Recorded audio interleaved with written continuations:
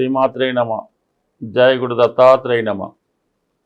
ఈ వీడియోలో మనం కర్కాటక రాశి వారికి డిసెంబర్ 7వ తారీఖు నుంచి 13వ తారీఖు మధ్యలో జరగబోయే వార ఫలాలు పరిశీలించినప్పుడు ప్రధానంగా కర్కాటక రాశి వారికి కుజగ్రహం 6వ స్థానంలోకి మారడం జరిగింది. ఈ రోజు నుంచే సుమారుగా జనవరి 15 వరకు అదే స్థానంలో సంచరిస్తున్న కుజ భగవానుడు ఈ రాశి వారికి కొన్ని కొత్త అవకాశాలు రావడం జరుగుతూ ఉంటుంది.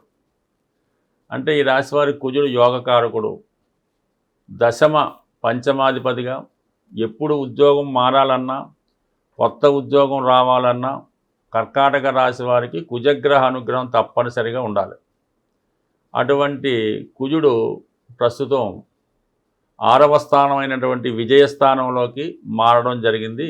సుమారుగా అదే స్థానంలో ఉండడం జరుగుతుంది జనవరి 15 దాకా. అందువల్ల ఈ సమయంలో నెంబర్ 1గా ఈ రాశి వారికి వచ్చేది ఏంటంటే ఏదైనా ఇంటర్వ్యూల్లో విజయం లభిస్తుంది. అలాగే ఏదైనా కోర్టు సమస్యలున్నా, ఆర్థిక లావాదేవీలున్నా, అన్నదమ్ములతో విభేదాలున్నా, అలాగే పోలీస్ స్టేషన్లో సెటిల్మెంట్ ఉన్నా కంపల్సరీగా ఈ రాశి వారికి అనుకూలంగా మారడం జరుగుతూ ఉంటుంది. అలాగే మీకు రావాల్సింది ఏమన్నా ఉంటే ధనం లాంటిది కానీ నష్టపరిహారం కానీ ఈ సమయంలో మీకు వచ్చే అవకాశం ఉంటుంది. అలాగే అటు క్రీడారంగంలో ఉన్న, కొత్తగా ఉద్యోగ ప్రయత్నాలు చేస్తున్నా, లేదా ఏదైనా ఒక పోలీస్ డిపార్ట్మెంటు, సెంట్రల్ ఎక్సైజ్ దాంట్లో ఉన్నవాళ్ళు కూడా చాలా ప్రోత్సాహకరంగా ఉంటుంది. ఉద్యోగపరంగా కూడా సాటిస్ఫాక్షన్ రావడం జరుగుతూ ఉంటుంది. ఏదైనా రాబోయే కొద్ది రోజుల పాటు ఈ కర్కాటక రాశి వారికి కుజుడి యొక్క అనుగ్రహం సంపూర్ణంగా రావడం జరుగుతుంది. ముఖ్యంగా రుణాలు ఏవైనా ఉంటే, అప్పులు ఏవైనా ఉంటే అవి కంప్లీట్గా తీర్చివేయడం జరుగుతుంది. కొన్ని బాధ్యతలు కూడా నెరవేర్చడం జరుగుతూ ఉంటుంది. ఇది ఈ విధంగా కుజుడి బలం పెరగడంతో ఈ రాశి వారిలో ఒక విధమైనటువంటి ధైర్యం ఏర్పడుతుంటుంది. చాలా మంచిగా తొందరగా నిర్ణయాలు తీసుకొని అమలు చేయడం, చిన్న చిన్న భయాల నుంచి బయటపడడం కూడా జరుగుతూ ఉంటుంది. ఇక ప్రధానంగా ఈ పంచమ స్థానంలో శుక్రగ్రహం రవితో కలిసి కంబస్ట్ అయి ఉన్న సందర్భంగా బుధుడితో కలిసి ఉండడం కూడా జరిగింది. మరి ఆ కారణం వల్ల ఆర్థిక పరంగా ఒక విధమైనటువంటి రావాల్సిన ధనం సకాలంలో రావడం జరగదు. అయితే ఒక విధంగా లాభాధిపతి శుక్రుడితో ధనాధిపతి రవి కలిసి ఉండడం అనేది ఒక విధంగా ధనయోగం ఏర్పడినప్పుడు కూడా శుక్రుడు కంబస్ట్ అవ్వడం వల్ల, అంటే శుక్రమౌఢ్యం రావడం వల్ల రావాల్సిన ధనం అయితే అది ఆగిపోతుంది. అలాగే మనం చెల్లించవలసింది మాత్రం కంపల్సరీగా చెల్లించవలసి ఉంటుంది. ఏదైనా ఫైనాన్స్ స్ట్రగుల్ ఒకటి ఏర్పడుతూ ఉంటుంది. అయితే వేరే విధానంగా వేరే కారణాలతో మీరు ధనాన్ని ఏ విధంగా సంపాదించి రొటేషన్ మాత్రం చేయడం జరుగుతూ ఉంటుంది. అయితే ఎట్టి పరిస్థితుల్లో కూడా ఈ స్పెక్యులేషన్ సంబంధించింది, షేర్ మార్కెట్టు, అలాగే ఏదన్నా ఆన్లైన్ బెట్టింగు, ఇలాంటి ఈజీ మనీ కార్యక్రమాల్లో పాల్గొనడం వల్ల టోటల్గా ధన నష్టం జరిగే అవకాశం ఉంది. అలాగే ఎవరైతే ప్రేమ వ్యవహారాల్లో ఉన్నారో వారికి ఒక విధమైనటువంటి డిసప్పాయింట్మెంట్ లాంటిది కూడా జరిగే అవకాశం ఉంది. ఏదైనా కొద్దిగా బ్రేకప్ లాంటిది జరగడానికి కూడా అవకాశం ఉంటుంది. కాబట్టి ఏదైనా తొందరపడి నిర్ణయం తీసుకోకుండా చాలా కొంతకాలం పాటు నిదానంగా ముందుకు సాగితే ఈ మనసుకి ఇబ్బంది కలగకుండా, మనసుకి కష్టం కలగకుండా చక్కగా ప్రశాంతంగా ఉండగలుగుతుంటారు. బట్ అలాగే ముఖ్యంగా ఏంటంటే గురువు 12వ స్థానంలోకి రావడం వల్ల మంచి కార్యక్రమాలకి పెట్టుబడి పెట్టడం జరుగుతూ ఉంటుంది. ముఖ్యంగా పిల్లల చదువు, పిల్లలకి ఏమైనా వివాహం చేయడం, వాళ్ళకి ఏమైనా కొనిపెట్టడం, ఏదైనా పిల్లల కొరకు ఎక్కువ ధనం ఖర్చు పెడతారు. దైవ కార్యక్రమాలు, పుణ్య కార్యక్రమాల కొరకు కూడా ధనాన్ని ఖర్చు పెట్టడం జరుగుతుంది. ఆగిపోయినటువంటి ప్రయత్నాల్ని తిరిగి పునఃప్రారంభించడం జరుగుతూ ఉంటుంది. ఏదైనా ఇల్లు కట్టడం ప్రారంభించే మధ్యలో అయిపోయింది, ఏదో కొంతకాలం చదువు మధ్యలో అయిపోయింది, లేదా పెళ్లి ప్రయత్నాలు, అంటే ఆగిపోయినటువంటి ప్రయత్నం ఏదన్నా ఉంటే అది తిరిగి మళ్ళీ ప్రారంభించడం వల్ల చాలా వరకు అది ముందుకెళ్ళే అవకాశం ఉంటుంది. అలాగే ఈ వార ప్రారంభంలో ఎక్కువగా ప్రయాణాలు చేయడం, బంధుమిత్రులను కలుసుకోవడం, ఏదో ఒక ప్రాజెక్టు, ఏదో కార్యక్రమం తలపెట్టి దానికోసం బిజీగా తిరగడం జరుగుతుంటుంది. బట్ ఏదైనా ఈ రాశివారు అనుకున్నది ఏదైనా సరే అది ఖచ్చితంగా అమలు చేసి అది సాధించే ప్రయత్నంలో నెరవేరడం జరుగుతుంటుంది. చిన్న చిన్న అడ్డంకులు, అపవాదులు వస్తున్నప్పుడు దాన్ని పట్టించుకోకుండా ముందుకెళ్ళడమే మంచిది. ఎవరో ఏదో అన్నారని, ఎవరో మనల్ని గమనిస్తున్నారని ఇటువంటి బయట విషయాలు పట్టించుకోకుండా మీ పని మీరు చేసుకోవడం వల్ల మాత్రమే సక్సెస్ అన్నది రావడం జరుగుతుంటుంది.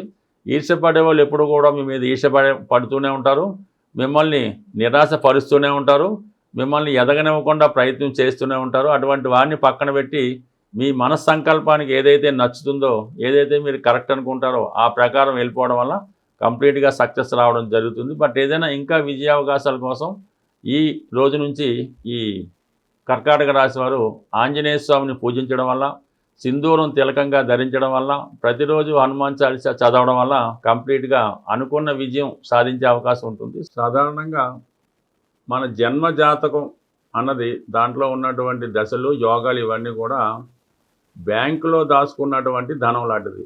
లేదంటే మన పేరుతో భగవంతుడు బ్యాంకులో డిపాజిట్ చేయడం ధనం లాంటిది. ఈ గోచారం అన్నది ఈ గ్రహాలు మారినప్పుడు మనం విత్డ్రా చేసుకోవడం, మన అవసరానికి ధనం తీసుకునే విత్డ్రాల్ టైం అన్నది ఈ గోచారం మనకి చెప్తూ ఉంటుంది. అయితే మనకి బ్యాంకులో ధనం ఉంటేనే కదా మనం ధనం విత్డ్రా చేసుకోగలం. అందువల్ల ఏంటంటే కంప్లీట్గా ఈ గోచారంలో చెప్పే ఫలితాలు మీకు జరగాలంటే, మీకు జరగాలంటే మీ జన్మ జాతకంలో అవి రాసిపెట్టి ఉంటేనే మీకు ఈ గోచార ఫలితాలు మీకు అనుకూలంగా రావడం జరుగుతూ ఉంటుంది. అంటే ఎవరైతే మీ యొక్క జన్మ జాతకంలో ఫలితాన్ని ఇంప్రూవ్మెంట్ చేసుకుందాం అనుకున్నారో వాళ్ళు మీకు ఒక మంచి ఆస్ట్రాలజర్ను, అంటే మీకు పెద్దవాళ్ళు ఎవరన్నా ఉంటే వాళ్ళతో సంప్రదించి మీ యొక్క జన్మ జాతకాన్ని ఇంప్రూవ్ చేసుకొని ఆటోమేటిక్గా మీ గోచారం కూడా మంచి ఫలితం ఇవ్వడం జరుగుతూ ఉంటుంది. అలాగే ఏంటంటే ప్రస్తుతం ఈ కుజ భగవానుడు అత్యంత బలవంతుడై మన డిసెంబర్ 7వ తారీఖున ధనుసు రాశిలో ప్రవేశిస్తూ ఆ కుజుడి పైన గురువు యొక్క దృష్టి, శని యొక్క దృష్టి కూడా పడుతుంది. అంటే ఈ శని భగవానుడు గురుగ్రహం కలిసి ఒక భావం మీద కానీ ఒక గ్రహం మీద కానీ తన దృష్టి పెట్టినప్పుడు కంప్లీట్గా ఆ గ్రహం యొక్క బలం చాలా విపరీతంగా పుంజుకుంటూ ఉంటుంది. అలాగే ఆ రాశి యొక్క బలం కూడా పుంజుకోవడం జరుగుతూ ఉంటుంది. అందువల్ల వివిధ జాతకాల్లో ఏదైనా మీ జన్మ జాతకంలో కానీ గోచారంలో కానీ కుజుడు కంప్లీట్గా తన ఉన్న భావాన్ని ఇస్తే అత్యంత ధనవంతుణ్ణి, లేదంటే అత్యంత దుఃఖపడే విధంగా దారిద్ర్యాన్ని కూడా ఇవ్వడం జరుగుతూ ఉంటుంది. కాబట్టి కంప్లీట్గా ఇప్పుడు ఉన్నటువంటి ఈ కుజుని యొక్క స్థితి ప్రకారం మీరు జనవరి 7 నుంచి జనవరి 15 మధ్యలో కుజగ్రహ అనుగ్రహం కోసం కుజుని యొక్క శాంతి కానీ, కుజునికి అత్యంత బలమైన గ్రహం అలాగే భగవంతుడు ఆంజనేయ స్వామిని ఆరాధించడం వల్ల, సుబ్రహ్మణ్య స్వామిని పూజించడం వల్ల, అంటే మనకి ఆంజనేయ స్వామిని పూజించడం వల్ల ఉద్యోగ ప్రయత్నాలు నెరవేరుతాయి, వివాహ ప్రయత్నాలు, అలాగే అన్నదమ్ములతో ఉన్నటువంటి సమస్యలు, స్థిరాస్తితో ఉన్నటువంటి సమస్యలు ఆంజనేయ స్వామి ద్వారా కుజుడు మీకు అనుగ్రహిస్తాడు. అలాగే సంతానం కలగకపోవడం, సంతానపరమైన ఇబ్బందులు, తరచుగా ప్రెగ్నెన్సీ పోవడం, అలాగే వివాహం తర్వాత ఇబ్బందులు, ఇవన్నీ కూడా సుబ్రహ్మణ్య స్వామి ద్వారా కుజుడు సుబ్రహ్మణ్య అనుగ్రహంతో ఈ ఫలితాలు ఇవ్వడం జరుగుతూ ఉంటుంది.